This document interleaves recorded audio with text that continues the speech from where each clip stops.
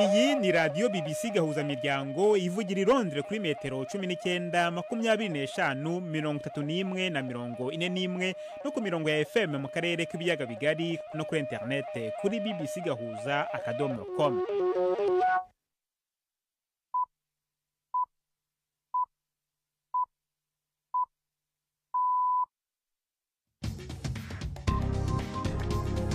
Ubu ni saa 10 n'igice ku isaha mpuzamahanga ya GMT, ni saa 12 n'igice ku isaha yo mu Rwanda no mu Burundi. Muri studio muri kumwe na Jacques Niyitegeka.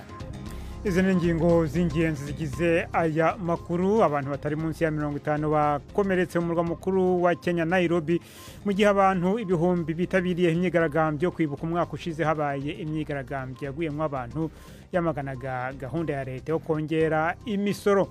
Mu Rwanda hakomeje urubanza rwa Karasira Aimable wahoze hari umwarimu wa kaminuza ukurikiranyweho ibyaha birimo kutagaragaza inkomoko y'umutungo we. Mu Burundi abashinga amateka baratewe umutima uhagaze n'ingene umwimbu w'ibigori wegeranwa n'ikigo cya leta Anagesa kibijejwe ukunda kononekara. Tuhafitiye n'ikiganiro cy'abagore muri mwezi kaza muri amakuru yo kuri wa gatatu, turi ku itariki ya 25 z'ukwezi kwa gatandatu.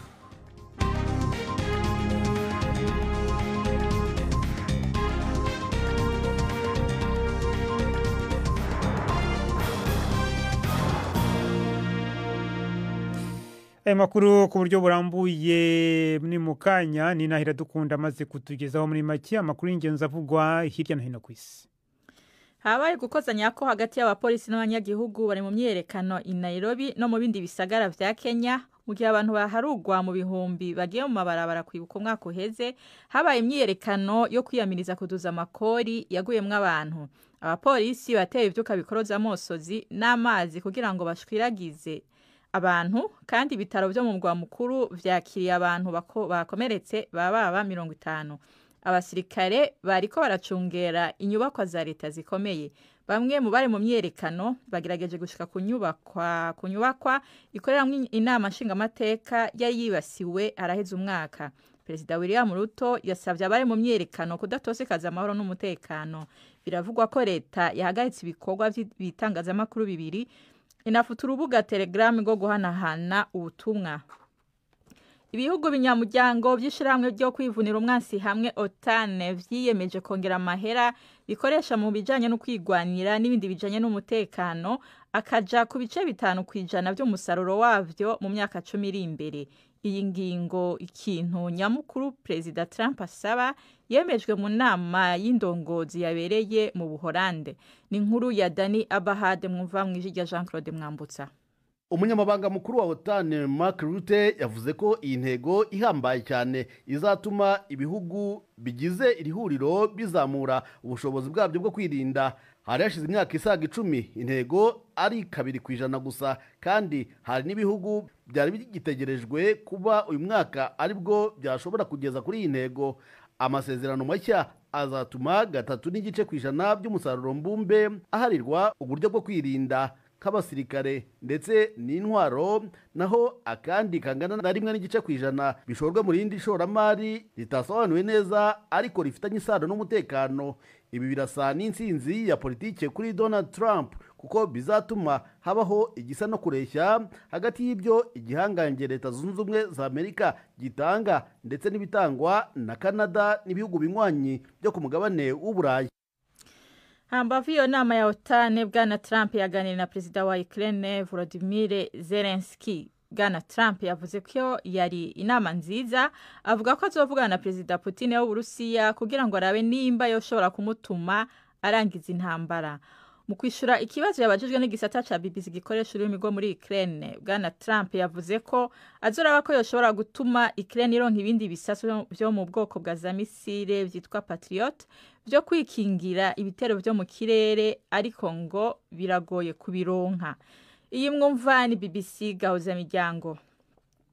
Israel ivuga ko yizera ko ibitero vya Amerika hamwe n'ivyayo bwite vyagabwe mu bibanza vya Ukraine vya Iran bihingurirwamo ingufu za nucleaire vyatumye Teheran isubira inyuma imyaka myinshi mu bushobozi bwo guhingura ibigwanisho vya nucleaire. ivuga ko igitero ca Amerika casambuye ibikorwa remezo bihambaye cyane Fordo kigatuma ikibanza cyo gutunganya uranium kidashobora gukora.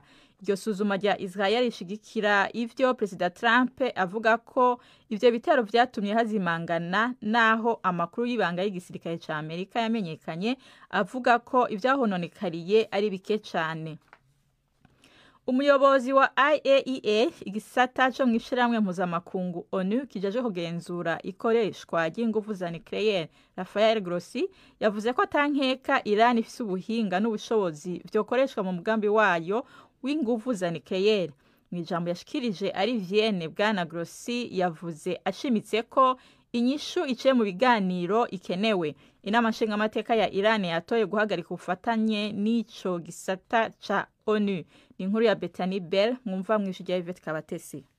Bwana Grossi yavuze ko icyo ashize imbere ubu ari ukohereza abagenzuzi be ku bigo bya nucleaire muri Iran kugira ngo basuzume ingaruka z'ibitero bya gisirikare no kugenzura ububiko bw'ikinyabutabire cya uranium. Yashimangiye ko bagomba kongera gushaka uko basubukura ibiganiro na Iran. Abajijwe ibijyanye n'amakuru y'inzego z'ubutasi za Amerika, Rafael Grossi yatangaje ko atishimiye iyo myitwarire.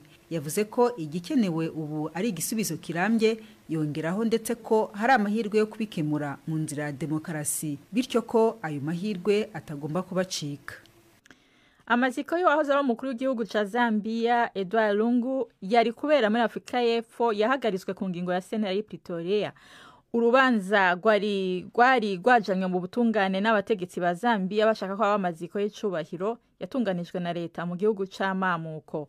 Umuryango wa Bwana Lungu waranse ico cifuzo. Bavuga bashimitse ko umukuru w'igihugu ari hubu Hakainde Hichilema atagomba kuja muri ayo maziko. Sentare yaciye urubanza mu gihe abajyango hamwe n'umupfakazi wa Bwana Lungu bari i Johannesburg bitegura gufuha umuhisi. Jacques Urakoze Nina Iradukunda kuri yo ncamake y'amakuru.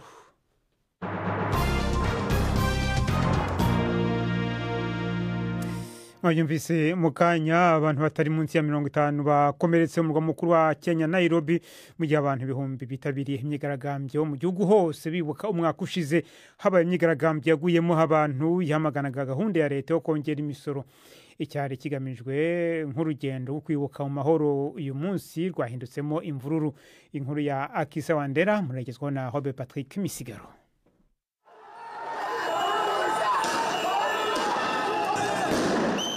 Igipolisi mu mihingo myinshi y'igihugu ciriwe kiratana mu mitwe n'abari mu myerekano gikoresha ivyuka bikoroza amarira hamwe n'ibiduga bimijagira amazi ku migwi y'abantu bagiye bariyongera igitigiri uko amasaha yagenda.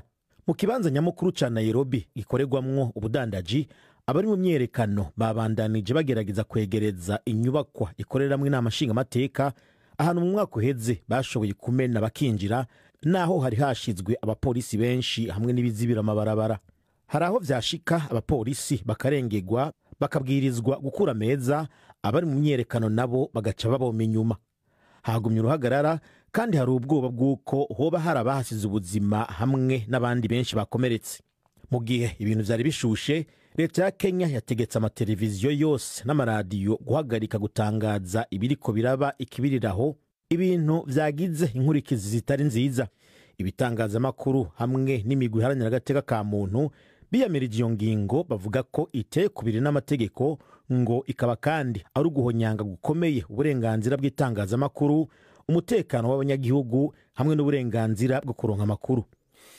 Tujye mu Rwanda mu rubanza rwa Karasira Aimable rukomeje mu rugereko rw'urukiko rukuru rukorera mu mujyi wa Nyanza mu majyepfo y'u Rwanda. Uyu munsi Karasira yisobanuye ku cyaha cyo kutagaragaza inkomoko y'umutungo atunze, akaba ari kimwe mu byaha bitandatu uyu muhanzi wahoze hari n'umwarimu wa kaminuza nkuru y'u Rwanda akurikiranyweho, birimo kandi guhakana no guha ishingiro jenoside. Ni ibyaha we aburana ahakana. Umunyamakuru wa BBC Yves Bucyana yakurikiranye iyo nkuru. Mu rukiko kuri uyu wa gatatu, Karasira yavuze ko amafaranga atunze yagiye ava mu biganiro yatangaga kuri YouTube kandi akayahabwa n'abantu batandukanye. Hari ibihumbi bisaga 17 by'amayero yasanzwe kuri konte ye, yavuze ko yayahembwaga na Google. Avuga ko aregwa gukora ibiganiro bitatu bigize ibyaha, ariko we agaragaza ko YouTube ye iriho ibiganiro 244. Avuga kandi ko atari we wenyine wahembwa ayo mayero, ko n'abandi bakoresha YouTube bayahembwa. Hari andi mafaranga asaga miliyoni 3 z'amanyarwanda yafatiwe iwe mu rugo ubwo yasakwaga n'inzego z'iperereza. Yavuze ko ari amafaranga yifashishaga iwe mu rugo, ko hari mu gihe cya COVID-19 abantu bose basabwa kuguma mu rugo. Asobanura ko muri ayo mafaranga harimo ayakodesha amazu n'imirima. Yanavuze ko hari ayakesha ababyeyi be, avuga ko bari abakozi ba leta biteganyiriza bakamusigira imitungo. Urukiko rubaza Karasira rushaka kumenya niba hari amasezerano afitanye n'abamukodeshereza amazu. Yasobanuye ko abaje kumusaka ibimenyetso byose babitwaye, kandi ko adafite umugore cyangwa umwana yagombaga kugira ibyo asigira.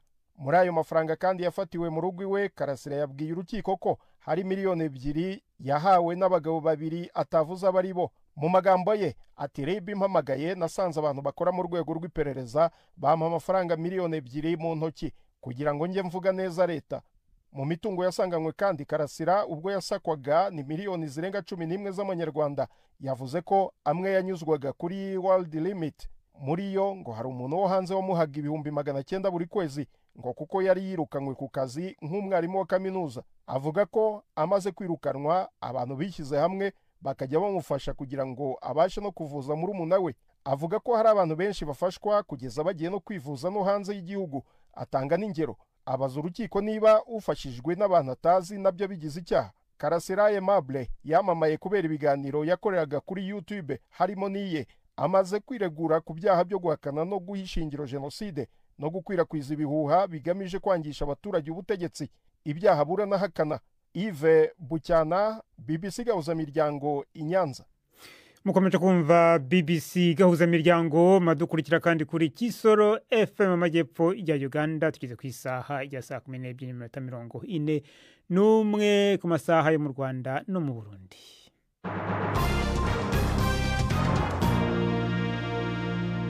Mu Burundi abashinga amateka batewe umutima uhagaze n'ingene umwimbu w'ibigori wegeranwa n'ikigo cya leta Anagesa kibijejwe ukunda ko nonekara. Ni mu gihe mu matoni arenga gato 71 yahora mu ubiko ayagera kuri 20 azohabwa ibitungwa kubera ariko arononekara. Abashinga amateka babona ko leta ifise ingorane yo gutunganya iki gisata, bagasaba ko hotorwa inyishu vuba. Babishikirije kuri wa gatatu igihe abashikiranganje babiri uburimyi ubudandaji bari baramutse bishura ibibazo imbere y'inama nshinga amateka. Ni inkuru ya Gildas Yihundimpundu. Ingorane ijanye n'umwimbu w'ibigori ukunda kononekarira mu bubiko bw'ikigo Anagesa kijeje kuwegeranya yagarutswe ko akatari gake. Abashinga amateka batewe impungenge no kubona iyi ngorane imaze gushika inshuro nyinshi. Pascal Gikeke na Gaton Rwasa. Igihe mwaheruka hano mwari mwatubwiye neza yuko hariho umwimbu w'ibigori wononekaye. Sinzi rero aya matoni 500 ko byononekaye bivuye muri bwa bubiko mwari mwimburiyemo aho Anagesa yari yagiye gushingura, nuko mwagiye guharura cyane yuko ari byononekaye mumaze kubona yuko ivyo muri ko mugurisha badashobora kuvyakira kubera byamaze kononekara. Muri leta hari ikibazo cya planification kandi cyo mutagitoreye inyishu izoguma ari ngorane. Umushikiranganje w'uburimyi n'ubworozi Prosper Dodiko aremera ko hari amatoni menshi y'umwimbu yononekaye, ariko akavuga ko atononekaye cyane. Mu byo tumaze kugurisha hibonekeje ibiro 500, atari itoni 500, ni biro 500 nivyo byibonekeje yuko ivyo bitegerezwa gutabwa kubera byarononekaye. Mugabo zijya toni 200 navuze si toni 200, ni toni 200 nizo zerekana yuko zarononekanye buke mugabo amanalize twagize yarekanye yuko dushakuyaha ibitungwa kandi n'ubu turafise aborozi bariko barabidusaba. Abashinga amateka bagarutse no ku ngingo yo gushinga ibiciro ku biribwa bitandukanye yafashwe mu kwezi kwa gatatu n'ubushikiranganje bw'ubudandaji, ariko gushika ubu ikaba itarakurikizwa. Mbega bimaze iki gusohora itegeko cyangwa ingingo itaca mu ngiro? Ikinda kibajije kubera ko hari itegeko nyakwa mushinanye mwasohoye rishinga ibiciro by'ibiribwa, ariko turiko turaraba iryo tegeko ntacyo ryamaze. umushikiranganje w'ubudandaji Chantal Nijimbere asigura ko bayifashe bisunza amategeko y'igihugu. Yamara aremera ko bishika ibintu ku rubuga bikagenda bihindagurika bitewe n'imvo zitandukanye. Uwo mutegetsi avuga ko inyuma y'amezi 6 hazobisuzuma kugira barabe ingene vyifashe. Nivyo code du commerce niryo bwirizwa twisunga riravuga ibintu bibiri. Cambere rishimikira ko ravuga riti ibiciro byoshingwa hisunzwe ubwigenge hagati y'umwimbu n'abaguzi. Ukuvuga la loi de l'offre et de la demande. Giridas Ihonda Impundu i Bujumbura. Tukiri mu rwego rujyanye n'uburimyi, ubushakashatsi bwakozwe n'impuguke ya Loni bugaragaza ko mu Rwanda abagera ku bice 17% batatekanye ku bijyanye n'ibiribwa, naho ikigo cya leta kibarurisha mibare cyo kikavuga ko igiciro cy'ibiribwa cyazamutse ku rugero rw'ibice 10% mu kwezi gushize kwa gatanu ugereranije nuko byari bimeze mu kwezi nk'uko umwaka ushize. Hirya no hino abaturage bo baravuga ko ifunguro rihagije ribona umugabo rigasiba undi. Mugenzi wanjye Jean Claude Mwambutsa yasuye intara y'Amajyaruguru isanzwe ifatwa nk'ikigega cy'igihugu, asanga naho ibintu bitoroshye. Ni inkuru tubasuriramo. Ndi mu isoko riciriritse rya Nyange riri mu karere ka Musanze, ni munsi y'uruhererekane rw'ibirunga, agace gasanzwe kazwiho kweza ibirayi byinshi. Abagore bararwanira abaguzi batari benshi, uretse ko n'ibirayi bacuruza bigaragara ko ari bikeya kandi bisa n'ibitareze neza. Biracahari wenda turatangira kubibura nko kwa karindwi. Aha ikiro kimwe cy'ibirayi barakigurisha amafaranga ari hagati ya 600 na 650, mu gihe adashize ukwezi cyaguraga 500. Hafi aho undi muturage aratera umuti mu murima we w'ibirayi, yambwiye ko bisigaje amezi 2 ngo byere. Yambwiye ko ari bakeya bari gusarura ibirayi, ariko ko umusaruro utabaye mwiza kubera hanini imvura yaguye ari nyinshi. Abo nta mwero guhari, abicera neza nkuko byeraga mbere. Ubwo nta kundi kuntu leta nayo izashaka, nibona umwero gwanze izashaka ukundi kuntu nayo ishiramo akabaraga. Muri rusange ntabwo ari byinshi biribwa. Ikibazo cy'ubwiyongere bw'abaturage buri hejuru cyane ndetse n'ubutaka buto buhingwa nabyo ngo biri mu bituma ikibazo cy'ibiribwa kigaragara cyane muri iki gihe. Hari abavuga ko ikibazo cy'amasambu kibakomereye, ndetse hakaba n'abarya ruko bavuye guhingira abagize amahirwe yo kuba bayafite. Nduhungirehe no mu murenge wa Nkotsi w'akarere ka Musanze. Yatahuye n'ibyonnyi ajana ahubwo we no kwisoko. Noneho twe tutagira amasambu nuko bakorera natwe tukabona ibidutunga. Hari ubwo baduha amafaranga, yaba ari nk'ubu bejeje bakaba baguha nawe kubyurarya, ariko iyo barumbije ubwo nyine natwe ubwo tuba twahombye. Bya bindi bikeya basaruye birabatunga, ariko twewe ubwo nukuja kumama mu mujyi. Impuguke ya Loni mu bibazo by'ubukene bukabije n'uburenganzira bwa muntu Olivier Doscuter aherutse gusohora icyegeranyo ku Rwanda, avuga ko abagera kuri 17% bafite ikibazo cyo kubona ibiribwa bihagije, naho abatari munsi ya 75% bakaba badashobora kubona ifunguro ryujuje ibyangombwa byose. Ibi kandi byemezwa n'abaturage twaganiriye. Uyu mubyeyi namusanze mu murenge wa Kivuruga w'akarere ka Gakenke, naho ni mu majyaruguru y'igihugu. Ni nk'ahari rimwe ku munsi. None si iyo umwana uzigamye gutyo utuneo tw'umwana, abakuru bakihangana ukavuga uti wenda abandi bagiye ku ishuri bararya ku ishuri, wenda akasigaye mu rugo kari konka ukakazigamira utwo kararya, abandi bakarya rimwe ku mugoroba. Gusa ubwo si nk'ahari rimwe ku munsi. Iyo umukuru abwiriwe ntarye akacungana no ku mugoroba akazigamira uri mu mugongo, gusa ubundi tuba twabwiriwe ubundi. Imibare yavuye mu bushakashatsi bw'ikigo cy'igihugu kibarurisha mibare ivuga ko mu kwezi gushize kwa gatanu ibiciro by'ibiribwa byazamutse ku rugero rw'10% ugereranije nuko byari bimeze mu kwezi nk'uko umwaka ushize. Hari abasanga ikibazo kizakomeza kugorana kuko umusaruro w'imbere mu gihugu ukomeje kuba mukeya. Abandi basaba ko ku biribwa bimwe hagabanywa cyangwa bigasonerwa imisoro, cyane cyane bituruka mu bihugu bihana imbibi n'u Rwanda. Politiki y'ibihingwa bimwe ku buso runaka nayo isa n'itavugwaho rumwe na bose, kuko itegeka guhingira isoko ariko ntiyite cyane ku byo buri muturage akenera ku isahane. Jean Claude Mwambutsa, BBC Gahuza Miryango, mu ntara y'Amajyaruguru.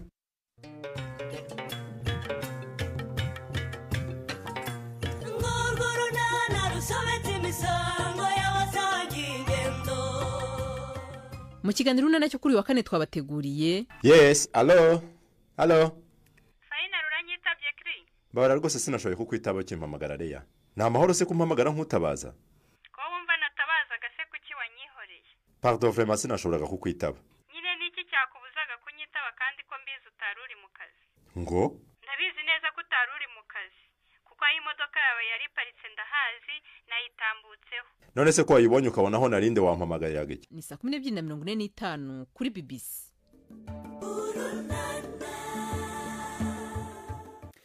Ubu noneho ni umwanya w'ikiganiro cy'urubuga rw'imikino uyu munsi mwateguriwe kandi mugezwaho na Yves Bucyana. Mu mikino inkuru ivugwa cyane n'ikipe yo mu Faransa ya Lyon yamanuwe mu cyiciro cya kabiri kubera ibibazo by'umutungo. Iyi kipe yamanuwe by'agateganyo na DNGC, urwego rugenzura amakonte y'amakipe y'umupira w'amaguru yabigize umwuga mu Faransa.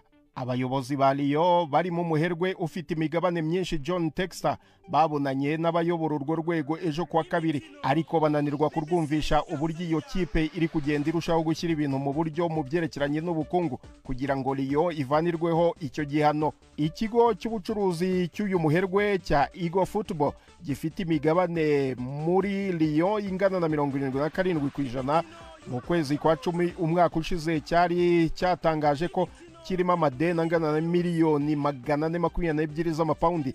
Mu itangazo Lyon yasohoye iravuga ko icyemezo cy'urwego rugenzura amakonti y'amakipe mu Bufaransa kidasobanutse. Abayobozi b'iyo kipe bavuga ko bagiye kujurira. Kumanurwa kw'iyi kipe mu cyiciro cya kabiri bishobora kugwa neza ikipe ya Crystal Palace no kuyikizere cyo gukina irushanwa rya Europa League umwaka utaha. Crystal Palace iracyafite ikibazo cy'uko ishobora kudakina iri rushanwa hagendewe ku mategeko ya UEFA y'uko ikipe ebyiri ziyobowe n'umunyamigabane umwe zidashobora gukina mu irushanwa rimwe. Ibi byasabye John Textor kugurisha imigabane ye yari afite muri Crystal Palace ihwanye na 43% ku wa mbere w'iki cyumweru. Tujye mu mikino yo guhatanira igikombe cy'isi cy'amakipe iri kubera muri Amerika. Benfica yarayitsinze Bayern Munich igitego 1-0 irangiza imikino yo mu itsinda C iri ku mwanya wa mbere. Ibi bivuze ko Benfica izahura na Chelsea muri 1/8 kirangiza. Chelsea yo yanyagiye Esperance de Tunis yo muri Tunisia ibitego 3-0. Mu yindi mikino ikipe ya Flamengo yo muri Brazil yanganyije 1-1 na Los Angeles, nayo ibona itike yo gukomeza mu itsinda rya kane. Imikino iteganyijwe muri iri joro ikipe ya Borussia Dortmund yo mu Budage ifite amanota 4 irahura na Ulsan HD yo muri Korea y'Epfo iri ku mwanya wa nyuma. Borussia Dortmund kunganya birayihagije kugira ngo ikomeze muri 1/8. Ni mu gihe ikipe ya Fluminense yo muri Brazil nayo ifite amanota 4 iri buhure na Mamelodi yo muri Afrika y'Epfo yo ifite amanota 3 ikeneye gutsinda uyu mukino igakomeza, naho Fluminense nayo ikeneye inota rimwe gusa ikaba yakomeza muri 1/8. Soreze ku makuru y'igura n'igurisha ry'abakinnyi muri iki cyumweru. Paul Pogba ngo arasoza ibyo kwerekeza mu ikipe ya Monaco yo mu Bufaransa ubwo azaba agarutse mu mupira w'amaguru nyuma yo guhagarikwa igihe kirekire kubera gukoresha imiti yongera imbaraga mu mubiri. Amakuru aremeza ko Paul Pogba azerekeza mu gihugu cye cy'Ubufaransa muri iyi minsi avuye aho atuye ubu muri Amerika, ajyanywe no gupima ubutarumikwa ndetse no gushyira umukono ku masezerano. Ayo niyo y'imikino nabateguriye uyu munsi. Gendi Yves Bucyana.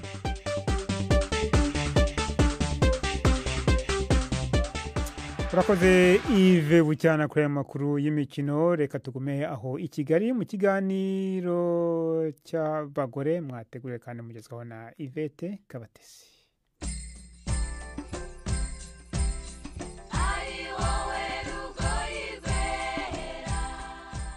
Mwiriho neza. Festona, Growface, Anti-Aging n'ibindi ni amazina adapfa kumenywa na buri wese uretse abakoresha ubwoko bw'aya mavuta yo kwisiga ku ruhu yifashishwa cyane cyane n'abifite ndetse aturuka no hanze y'igihugu.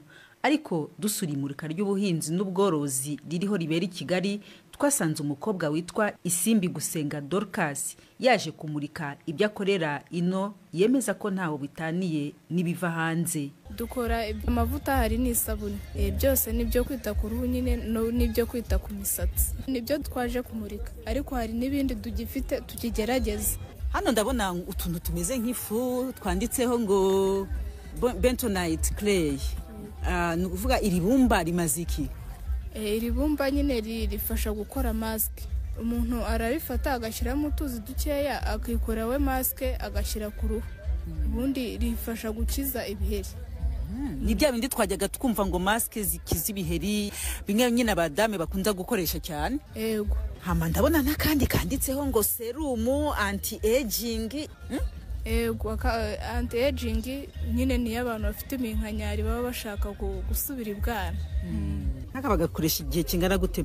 Ugakoresha nka 4 mu cyumweru, biterwa n'uruhu rw'umuntu, ntago twebwe twabasha nyine kuvuga ati urahita uhinduka nyine mu gihe kingana gutya.